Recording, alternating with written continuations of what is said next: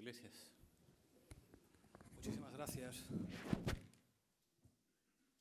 Bueno, estar aquí no es una obligación, es un placer. A mí esto no solamente es lo que me parece más importante, sino que es lo que más me gusta.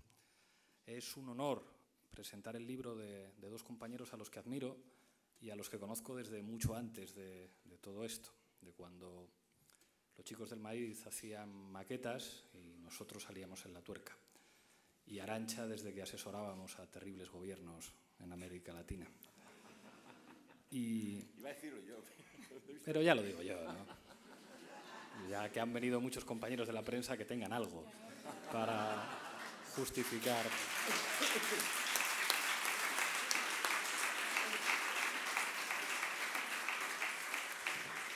Estar además con Diego Cañamero me dijo algo en la entrevista que está en su libro.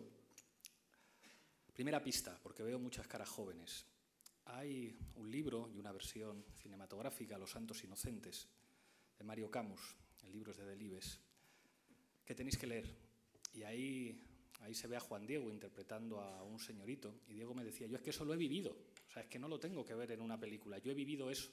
Yo he vivido lo que es que los señoritos te lleven a una cacería y que tú vayas como un perro a coger los pichones o los pájaros que matan y llevárselo. Y eso es un honor, porque cuando la subalternidad, cuando el sufrimiento, cuando la humillación se convierte en política, uno se da cuenta que en realidad detrás de todo esto hay un elemento moral que tiene que ver con la posición de clase. Y gracias a Tomás y a Cal por hacer posibles libros como esto. El poder está en todas partes y también está en las casas editoriales y a Cal marca la diferencia. Yo desde que soy famoso y salgo en la tele he tenido ofertas de muchas casas editoriales, de las que te ponen 3.000, 4.000 o 5.000 euros antes de que empieces a escribir una sola línea. Y yo sigo muy a gusto escribiendo para Cal, que me publicaban cuando no era nadie y cuando sacar un libro pues implicaba que probablemente la editorial perdiera dinero. Así que muchas gracias, un honor que esta sea pues nuestra casa. El libro está lleno de pistas, es un mapa. La primera, insisto en lo de las caras jóvenes, el título es un homenaje a Elio Petri, que tiene una película que se llama La clase operaia va in paradiso, la clase obrera va al paraíso. Elio Petri es al cine lo que los chicos del maíz al rap. Tenéis que ver el cine de Elio Petri, es imprescindible. Esa película, que a Jorge Moruno, por el que voy a romper una lanza, que Jorge Moruno, aparte de ser un experto en cuestiones de trabajo, en otras cosas en las que se mete últimamente mucho menos, pero de trabajo sabe un huevo, sabe un montón, y además tiene una vida laboral que no cabe en un folio, ni en 2, ni en 3, ni en 4. Él sabe lo que es trabajar, no porque lo haya visto, porque lo haya leído, sino porque sabe lo que es ser clase obrera. Y esta peli le encanta porque es la película del obrerismo italiano. Hay otras pelis de Elio Petri, como La proprietà non è più un furto, la propiedad ya no es un robo, que es otra peli genial que hay que ver, de un tipo al que le produce alergia el dinero en las manos y le produce urticaria cuando lo toca. Muy grandes los italianos. Bueno, este libro tiene una cosa que me entusiasma y es que se deja la idiotez esta de lado de que se puede escribir sin escribir contra nadie o contra nada, o que se puede no escribir a favor de algo. Esto es una cosa que se ha puesto de moda, decir, no, esto que he hecho yo no es contra nadie, ni en realidad está a favor de nada. Eso es imposible. Casi todos los libros, gracias a Dios, son contra algo. Este es un libro contra la izquierda académica. Os he dicho que soy doctor en ciencia política, pues eso, es un libro contra la izquierda académica que apunta, con malas formas, algo que es un poco verdad, y es que todos los que piensan la liberación de alguna manera buscan justificaciones para colocarse a sí mismos en el centro de ese proceso de liberación. Ergo, si los que estamos pensando la liberación nos dedicamos a trabajar en instituciones universitarias, es fundamental que le demos mucha importancia a un concepto que nos incluya. Y de repente los investigadores precarios con malas becas, con malos salarios y con malas condiciones de trabajo, de alguna manera tenemos que forzar que el cambio necesariamente tiene que pasar por el sitio en el que estamos nosotros. Ese narcisismo de los intelectuales de izquierdas es una cosa que denuncia permanentemente el libro y que yo creo que está bien denunciarla, porque es verdad. Porque cuando se teoriza algo que es cierto, o sea, claro que la precariedad es un elemento que define las características de la fuerza de trabajo en nuestro tiempo.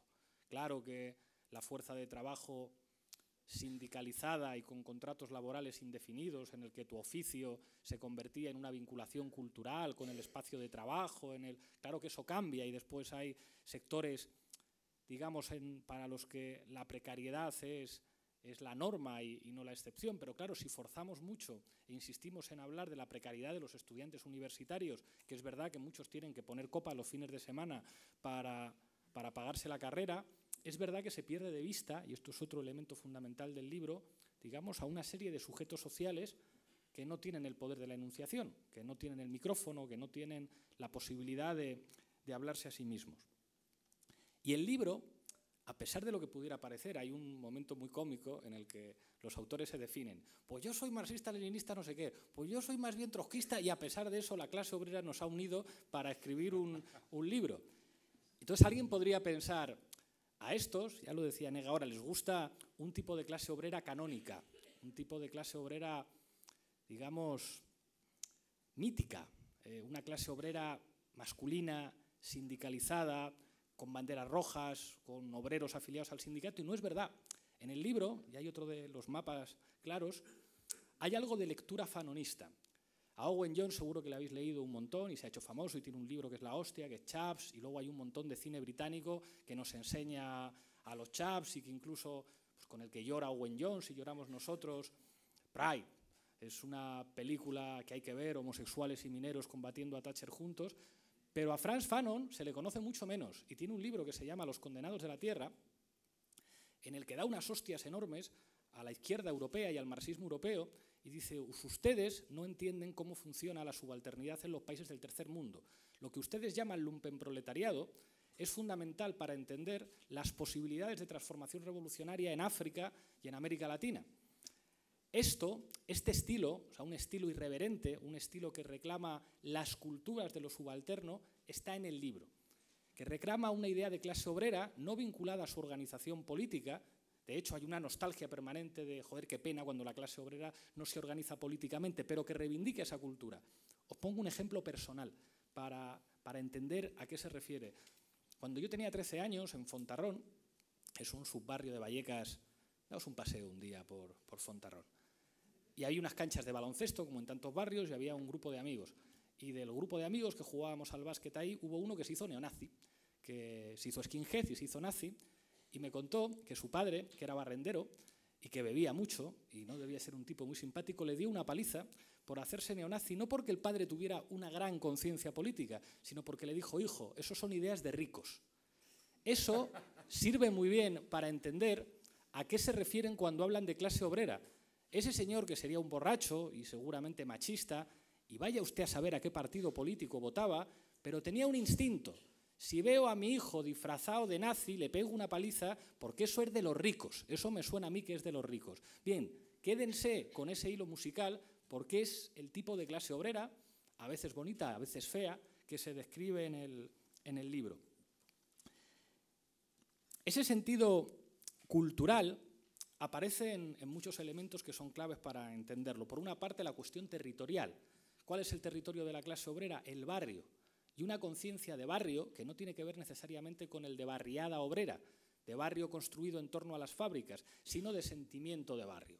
Lo de Vallecas, lo que podría ser Orcasitas, lo que podría ser La Prospe, lo que podría ser Carabanchel. Claro que la mayor parte de la gente que vive ahí son asalariados del sector servicios, porque en una sociedad terciarizada, pues la gente trabaja en lo que te ofrecen trabajo, que no es en general, digamos, o solamente fábricas industriales.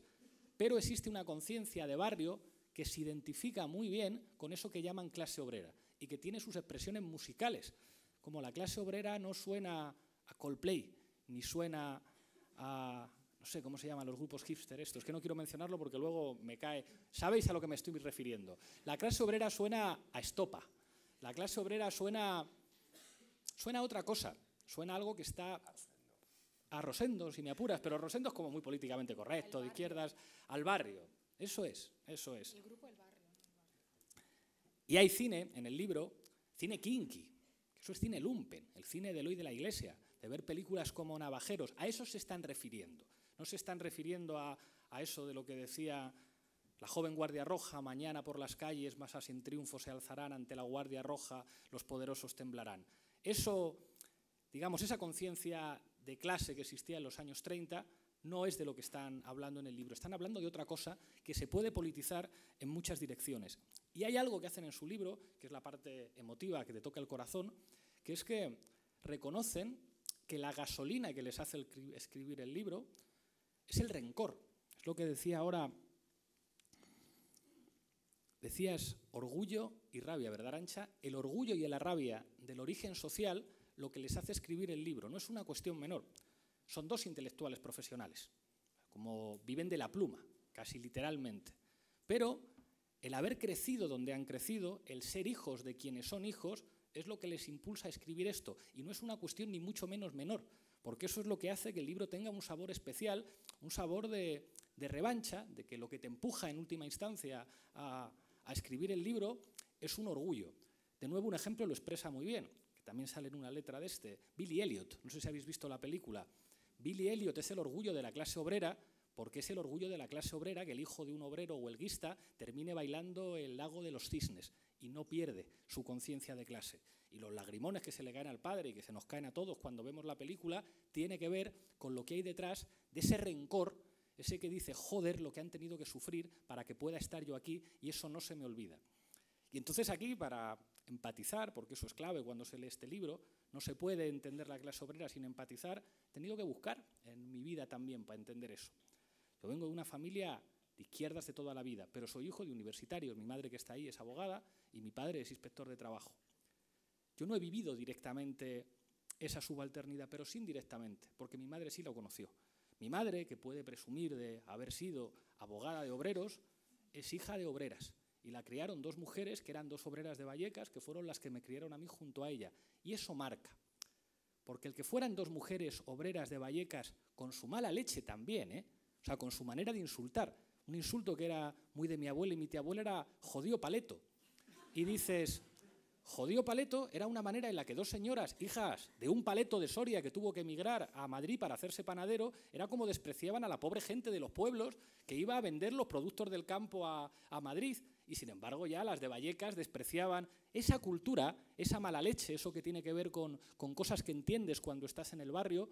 Eso tiene que ver también con el orgullo que sientes después al mirar a los que son hijos y nietos. Pues bueno, mi tía Ángeles sirvió en muchas casas fregando, y decir, bueno, pues ahora el nieto de esa mujer está en la tribuna del Parlamento, pues cagándose en sus muertos, por decirlo pronto y bien. Y eso...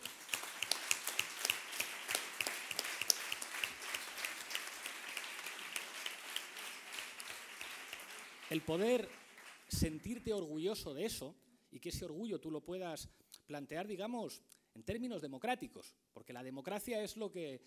O sea, la democracia no es ir a votar cada 4 años, la democracia es que el hijo de un obrero manual pueda estudiar en la universidad, o que en el Parlamento de un país pueda haber hijos o nietos de los que antes tenían que trabajar sirviendo a otros. Eso es lo que expresa que un país es democrático, no que cada 4 años te permitan ir a votar o que te regalen la monarquía dentro de la Constitución, como nos hemos enterado, bueno, algunos ya lo sabíamos hace pocos días, ¿no? De que mejor vamos a meterlo aquí, no sea que tenga que votar la gente.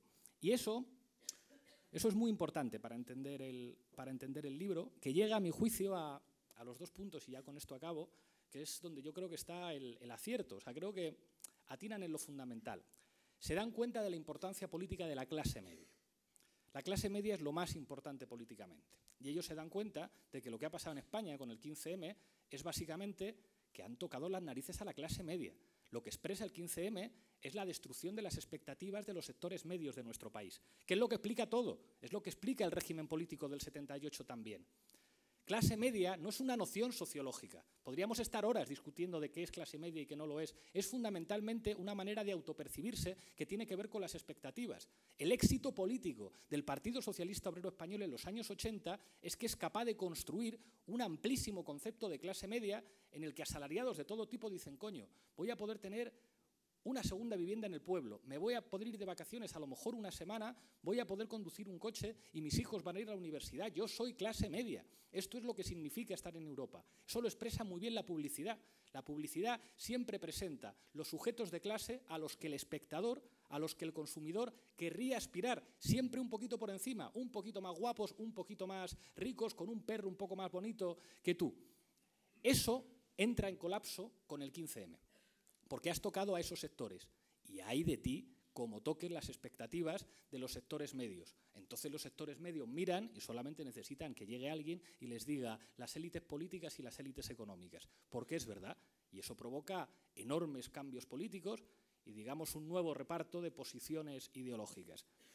Y aquí es donde entra, y ya con esto voy acabando, la contradicción en la que vivimos nosotros. Cualquier pelea política es una pelea política por lo popular. Antes Nega decía izquierda, pueblo, clase obrera. Hablar de clase obrera es básicamente remontarse a la idea de un sujeto histórico que se presenta como universal y que sería el sujeto transversal. Si se dice que hay un sujeto que puede cambiar las cosas, es que es el sujeto transversal. Si se dice que hay un sujeto avanzado con cuyos intereses se identifican la mayor parte de los sujetos sociales, es que hablamos de un sujeto transversal. El sujeto transversal, para definir la estabilidad de los sistemas políticos en Europa occidental, era la clase media, que, como explicaba Arantxa, claro que eso tiene que ver con el miedo a lo que existía al otro lado del muro de Berlín. Por eso hay que crear una cosa que se llama estados del bienestar, que construye una conciencia, incluso en los sectores organizados de la clase trabajadora, de nosotros somos clase media. Nosotros somos la centralidad, nosotros somos la mayoría, nosotros somos el sentido común, nosotros somos Alemania, nosotros somos Francia, nosotros somos pueblo, nosotros somos país. La pelea política es siempre pelearte por lo que en última instancia sirve para que se identifiquen todos. En los movimientos de crisis eso entra en disputa y de repente lo que sirve para que se identifique todo el mundo puede variar. Y aquí hay una contradicción nuestra, hay una contradicción de Podemos. Nosotros hemos conseguido politizar a sectores no politizados previamente y que responden muy bien a esas características de la clase obrera. Se ven los mítines. O sea, en nuestros mítines la izquierda tradicional alucinaba porque era a donde va gente de barrio de verdad, es a los mítines de Podemos. En Cataluña eso es espectacular. Cuando hicimos Catalunya sí que es pot, el contraste que había entre la militancia de Iniciativa per Catalunya y la militancia de Podem, o sea, era como hasta en el físico, o sea, hasta en el hecho de haber tenido un tratamiento bucodental de pequeño o no haberlo tenido. O sea, había, coño, que se veía, que se veía, y sobre todo cómo iban los nuestros. La gente de izquierdas va vestida bien, o sea, aunque sea bohemia, pero bien. La gente de los círculos de los barrios, todos con camisetas moradas. ¿Qué coño? Si vamos a ver alcoletas, vamos todos con camisetas moradas. Ni bufandas, ni... Y eso ocurre con Podemos, con un tipo de pueblo que no se politiza a través de las redes sociales, que se politiza a través de la televisión. Que yo no veía la Sexta Noche, yo iba.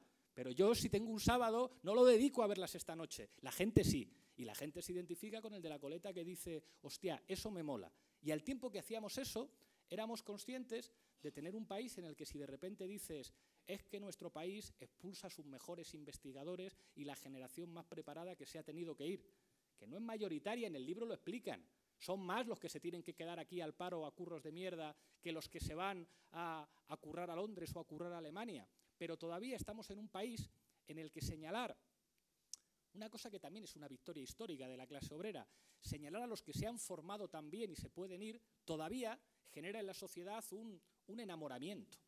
O sea, es más útil o es más fácil indignar a tu país hablando de esos grandes investigadores que están produciendo riqueza en el exterior en lugar de producirla aquí, en vez de hablar de los chaps.